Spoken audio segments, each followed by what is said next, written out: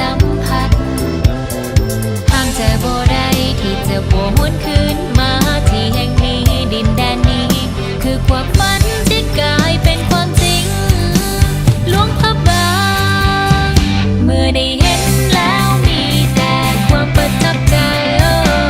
วิถีชีวิตผู้คนซึ่งดึงดูดใจไม่ตรีที่ได้หาคือความสุขที่เฝ้าตามหาที่แห่งความประทับใจที่บ่มีวันสิ้นสุดหลวงพระบางเมืองแท้โอ The beauty spirituality uniqueness that you'll be yearning for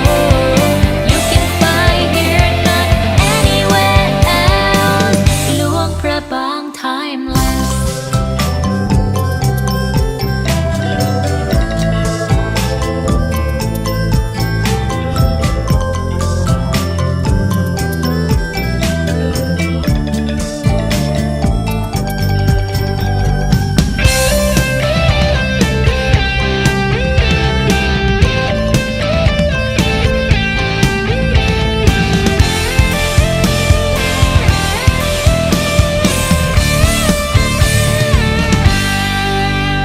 มาเยอะ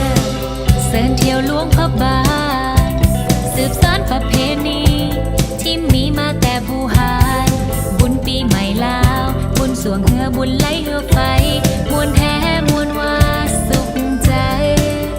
แท้โอ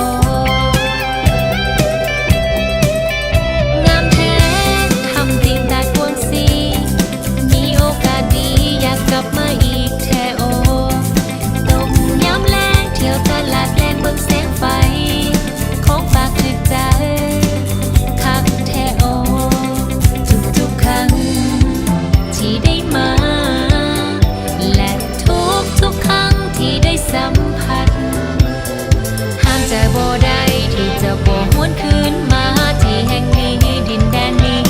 คือความฝัน